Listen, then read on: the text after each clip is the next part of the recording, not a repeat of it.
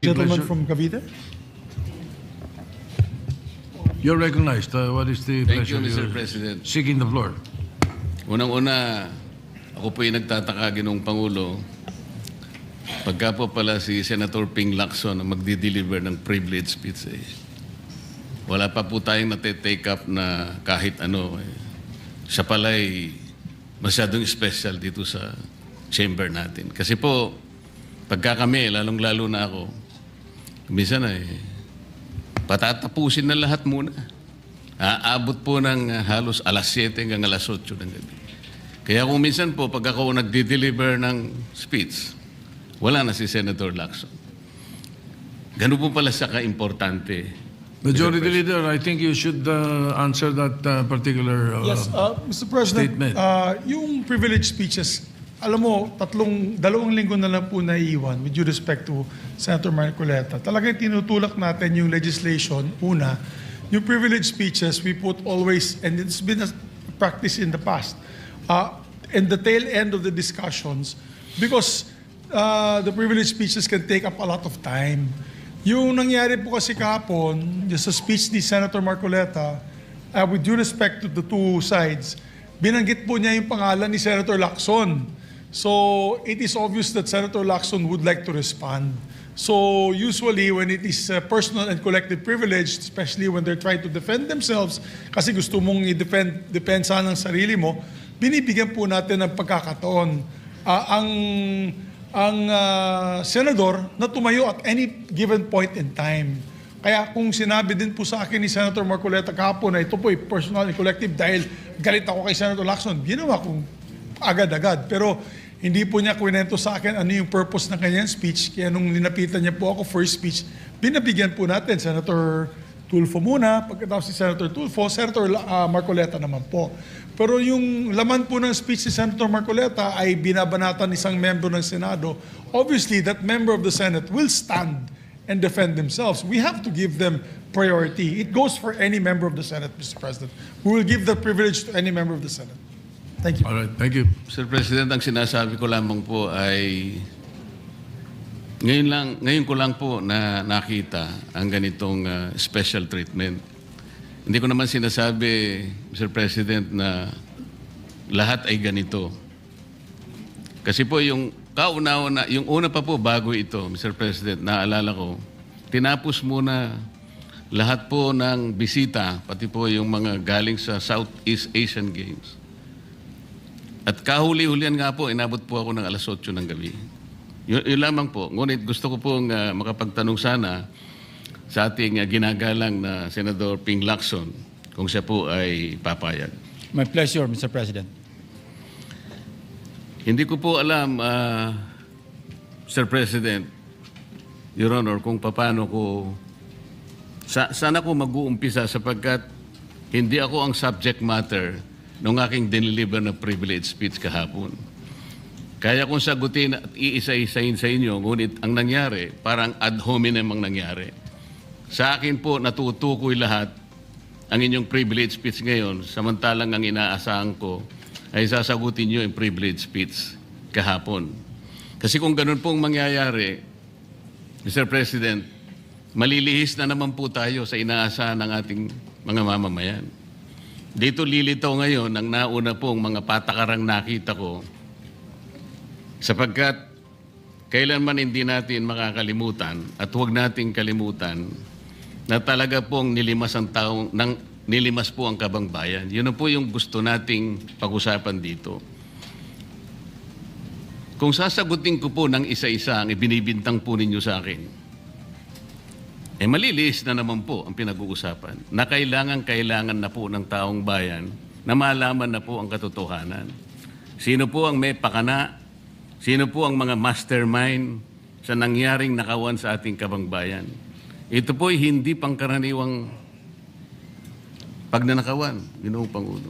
Yun po ba ang gusto niyong mangyari, Ginoong Ping Lacson? Negative po. Sigurado hindi po yun. Bakit kayo po? po naglilihis, sino pa po nagsimula nito? Nung una pong privilege speech ninyo, hindi ko na sinagot kasi ayoko magkagulo. Pero enough is enough. Kahapon, nanonood ako sa aking opisina, gusto kong bumaba, kaya lang malalim na ang gabi, at ayoko maabala yung trabaho sa Senado. Kaya nagsabi ako sa ating Senate President, at ito'y na-manifest niya kahapon, narinig ko, na I was told na sasagot ako ngayong araw na ito. Wala pong gustong maglihis sa usaping flood control. Ako nga po, very passionate po ako dyan, mulat sa pool. Wala po kayo rito. Ako po'y talagang lumalaban sa korupsyon. Pagdating sa national budget, pagdating sa lahat ng usapin, hindi nyo po matatawaran ang aking hangarin, maituwid ang lahat ng katiwalian dito sa ating bansa dahil hindi po tayo muusad. Pero enough is enough. Patuloy po kayo sa pag-atake sa akin. Balikan nyo po, res ipsa loquitur. Andyan po lahat eh. Wala po ko inimbento. Salita nyo po lahat yan eh. Sabi nyo, iniinsulto ko kayo. Sagutin nyo po. Totoo po ba o hindi yung ating napanood sa mga video? Totoo po ba o hindi yung aking mga binanggit? Tapos na po kayo. Tapos na po. Kasi po ganito May I eh. suggest that the two gentlemen address the chair instead of addressing each other. Sorry, Mr. President. Pagpaumanhin po ninyo, Ginoong Pangulo, ngunit nakakalimutan po ng ating Senator Ping Lacson na siya po ang nagumpisa sa ngayon lang eh. Ako raw po ay defensor ni Diskaya. Palagi niyang ipinipilit yon. Hindi niya makalimutan ang sinabi ko na nung ako po ay nasa Blue Ribbon Committee, tungkulin ko po kasi na ipaglaban ang sino man, witness man siya, resource person, siya po ang kauna-unahan na nag-apply ng Witness Protection Program. Sa aking palagay po, nung panahon na yon, ay kakailanganin namin siya sapagkat mga pangalang malalaki ang dapat na makuha natin. Hindi naman siya, ang ibig ko sabihin, si Diskaya po ang mismong nagbigay po ng kanyang kagustuhan. Nung una po, Mr. President, ayaw ko nga maniwala sa kanya. Kaya sinabi ko sa kanya, gumawa ka ng sulat, kahit sulat kamay, para sa ganun, walang masabi ang iba na parang ako pang nag-initiate sa'yo dahil hindi kita kakilala. Kailangan malaman muna natin kung ano ang laman ng iyong testimony. At kailangan ma-determine natin kung talagang meron kang may kukontribute na mga pangalan. Kasi importante na lumitaw ang mga pangalan ng mga taong talagang utak ng pagnanakaw na ito. Yun po ang pinag-umpisahan nun eh. Dahil mabigat ang kanyang gagawin, Mr. President, nakita ko sa kanyang kagustuhan na siya sumailalim sa Witness Protection Program. Kinilala ko naman yun, Mr. President. Malalagay nga sa alanganin ng buhay niya. Yun po naman ay nakalagay sa batas eh. Bakit ngayon akusahan ako na ako pa ang nagdidepensa sa kanya? Nandun naman po sa batas eh. Kaya nga po nang ipilit po ng ating DOJ Secretary na pinipilit niya magkaroon ng restitution, sinabi ko huwag mong gagawin yan. Wala naman sa batas yan eh.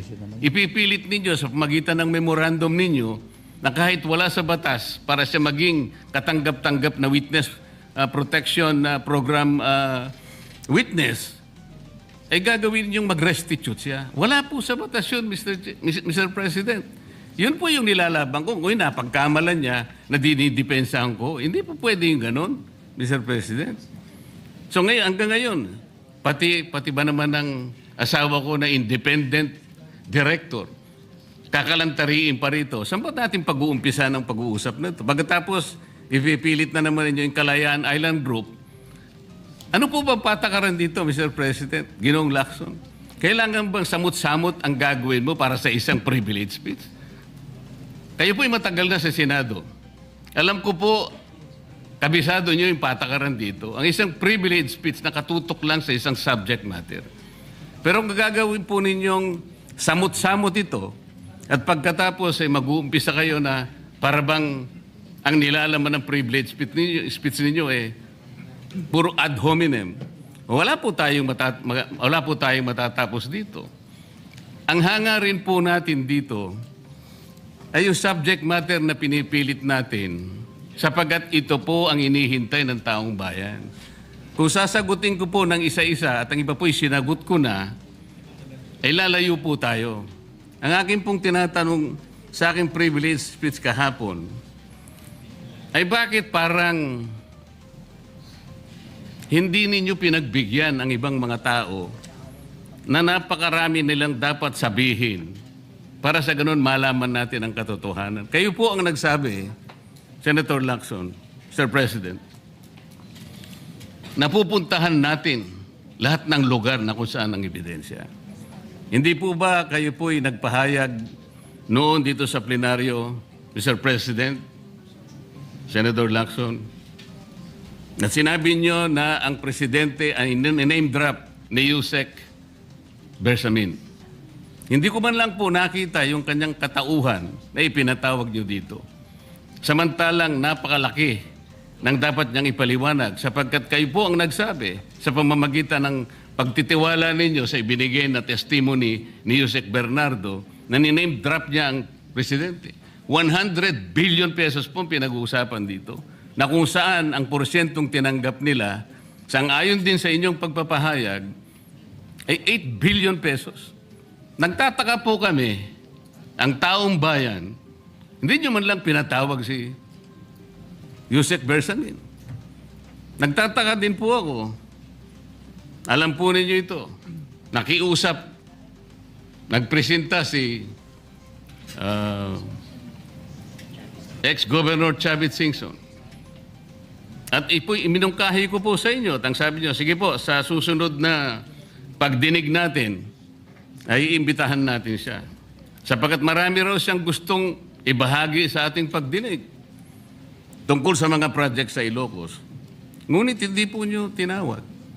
Yun po yung pinagtataka. Ito po yung gusto ko sanang sagutin ninyo. Sa akin po, wala nang kwenta kahit na ako'y patutsadahan ninyo, na ganito ako, ganito kami, ganyan. Hindi na po mahalaga sa akin yun eh.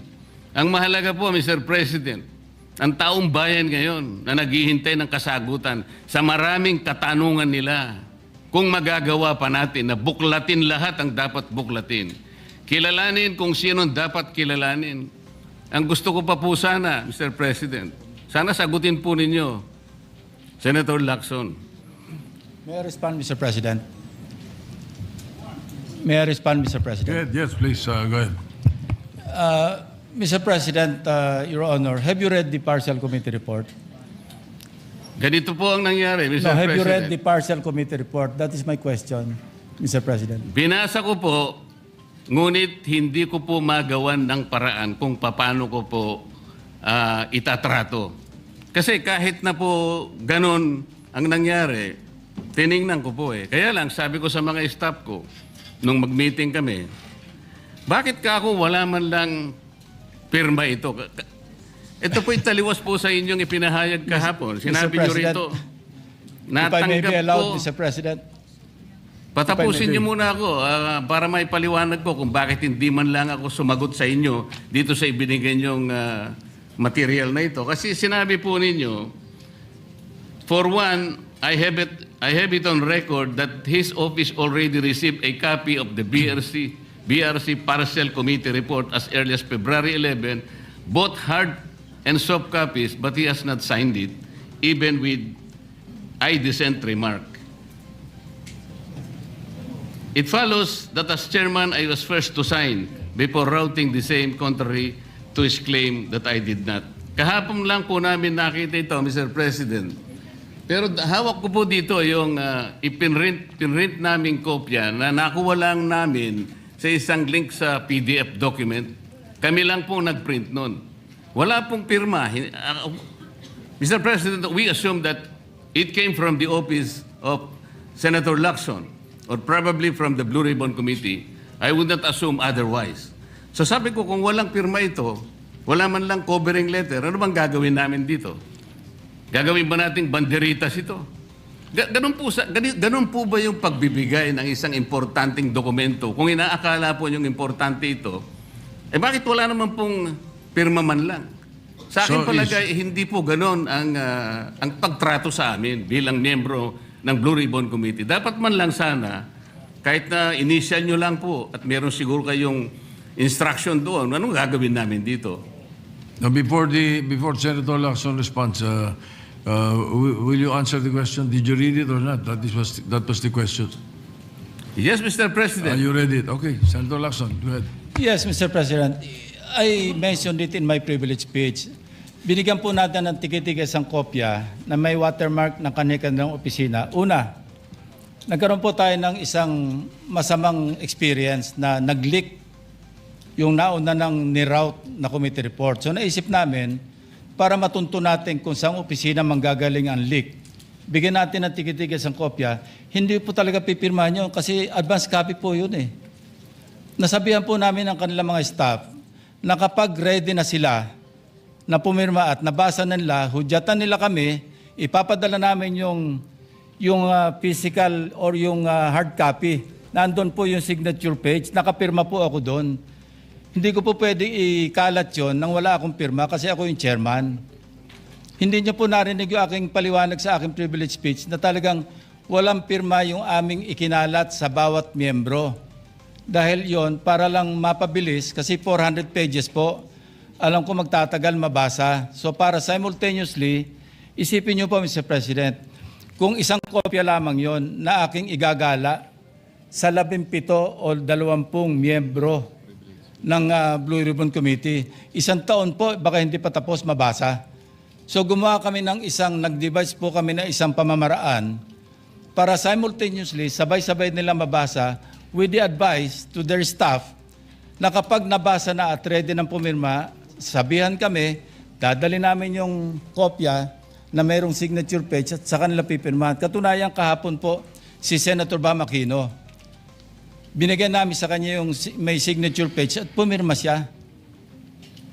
Hindi po matatapos kung yung 467 yata na pages, iisa-isahin namin iikot. Mahirap po. Gumawa na nga kami ng paraan para matakil na sa floor, ma-defend ko, at makamove forward tayo na tulad ng binanggit ko sa aking privilege speech, simula na tayo uli ng mga panibagong pagdinig. Ngayon, sinabi po ni Senator Marcoleta na bakit hindi inimbitahan si Undersecretary Bersamin. Kaya ko po tinanong, kung nabasa niya na yung report, kung meron po siya may ipakita sa akin doon sa committee report o doon sa TSN, doon sa minutes ng pagdinig na nabanggit ang pangalan ni Undersecretary Bersamin. Bukas na bukas din po o bigyan natin 3-day notice rule. Tatawag po ako ng pagdinig, ipapatawag natin si na kung saan si Undersecretary Bernardo gumawa ng personal na sulat kay Pangulong Bongbong Marcos. At sinasabi niya doon na ito yung mga personalidad na alam niya, na naalala niya na merong allocable at kung ano-ano pa. Wala po sa Blue Ribbon Committee minutes yun. Sa labas po yan sa plenaryo, sa DBCC, sa National Budget Deliberation. So kung may papakita po sa akin ng ating kasamahan, Senator Marcoleta, na merong isang mention sa affidavit o sa salaysay ni Undersecretary Bernardo na binanggit si Undersecretary Bersamin. Di tumawag po tayo ng pagdinig at mag-motion siya na ipatawag kung sino man ang gusto niya ipatawag. Ngayon, si Governor Chavit Singson, wala naman pong paliwanag. Ano po yung ite-testify? Konektado po ba sa issue at hand, which is the flood control projects? Kung konektado po, sana sumulat po siya sa chairman at sinabi niya, ito yung lalamanin ng ite-testify o ito yung naka-attach yung draft affidavit ni Governor Chavit Singson. Sino naman ako para tumanggi na ipatawag kung sino man yung resource person? Nagpadala nga siya ng surprise witness, siya lang nakakaalam eh. Hindi ko po inawat eh. At Mr. President. Sandali po, hindi pa ako tapos. At nung hinanap kong pilit, pinagtanong ko yung mga addresses, lahat ng mga kakilala ni Gutesa. At inalam po namin sa pamamagitan ng CCTV footage, baka naman merong sumalubong o merong kasama na pwede natin matunton kung nasan si Gutesa. Ganun po kasi ang aking pagnanais na talagang get to the bottom of this issue. Pero bigla po nawala eh. Ano po magagawa ko? Mr. President, wala nga pong nakasulat dun sa transcript tungkol nga po dun sa binanggit niya sa plenary na pangalang Adrian Bersamin. Paano nga pong mababanggit doon, Mr. President? Hindi nga niya pinatawag eh. Samantalang dapat niyang ipatawag, siya mismo ang nag-highlight. Isip-isipin po ninyo, nagawa po ni Senator Lacson na isama sa plenary debates ng ating 2026 budget. Ganun ka-importante ang bahagi na yon, Mr. President. Hindi ba dapat ipinahayag mo yun eh. Malaking bagay yun. Ibinulgar mo pa nga eh. There are 2 public officials I will reveal this morning. Ganun lang. Ba't hindi mo pinatawag? Kung pinatawag mo yun, malinaw na malinaw, nalagay sana sa transcript. Ganun lang naman ang ibig sabihin eh. Sa mga tweet, iniwasan po, Mr. President, para hindi malagay sa transcript. Pagkatapos ikakatwiran po ninyo, kung nasa transcript, di sana pinatawag ko. Baliktad po ang ginawa ninyo, Mr. President. Katulad din po sa 30 Nara Street sa South Forbes. Ilan po yung binanggit ng mga tao doon? Hindi ko po sinasabing totoo yun. Pero for purposes of the inquiry and investigation, kung talagang ganun, kalawak ang inyong pananaw. Dahil pati nga po yung pagpunta ni Gutesa, pati CCTV po pinakita ninyo. And dami po sana ang pagkakataon na nakita sana lahat ng mga binanggit ni Saldico na mga ginamit na sasakyan. Makikita doon sa pagitan ng alas 9 hanggang alas 10 ng umaga. Tawagin natin yung kung sino man yung security agency doon. Pero hindi po ninyo ginawa eh. Pero sasabihin po natin, you wanted to emphasize one point. Kung nasaan ang ebidensya, ay talagang pupuntahan natin. Kayo po ang inconsistent eh. Pagkatapos ako ang sasabihin ninyong inconsistent. Ang dami po eh. Nakiusap ako na, sabi nga natin, ang dami pong tumuturo sa pangalan ni Martin Romualdez. Inimbita po ninyo, hindi dumating, nakiusap ako, naimbitahan uli, ang sabi po ninyo sa magitan ng inyong interview, kung pupunta siya rito, welcome. Kung hindi siya pupunta, wala tayong magagawa because of interparliamentary courtesy. Mr. President, hindi po karaniwang pagnanakaw ang nangyari sa kasaysayan ng ating bansa. Hindi po ba ninyo naiisip, mismong kabang bayan ang tumagilid, pagkatapos magtatago kayo sa prinsipyo o doktrina ng interparliamentary courtesy? Kung ako po ang chairman ng Blue Ribbon Committee, Mr. Chair, Mr. President, hindi ko po igagalang interparliamentary immunity sapagkat ang pinag-uusapan dito ay interes ng mamamayan. Huwag po tayong magtago kung saan-saan. Sinabi po ninyo, Mr. President, Senator Lacson, yung Apostille Convention. Hindi pa pinahayag po ninyo sa isang pag-i-interview ninyo na kung si Saldico lamang ay makakuha ng isang subscribe statement, kahit sa Zoom lang, ipatatawag namin siya. Bakit hindi po ganun ang ginawa ninyo? Pwede naman siyang mag-Zoom pagkatapos na magkaroon ng apostilled sworn statement. Bakit hindi po ninyo ginawa? Meron naman pong Zoom eh. Natatakot yung tao. Nanganganib ang kanyang buhay. At palagay ko naman, nanganganib nga talaga.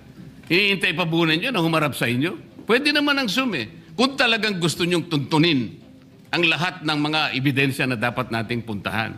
Ito po yung pinupunto ng aking privilege speech kahapon. Eh.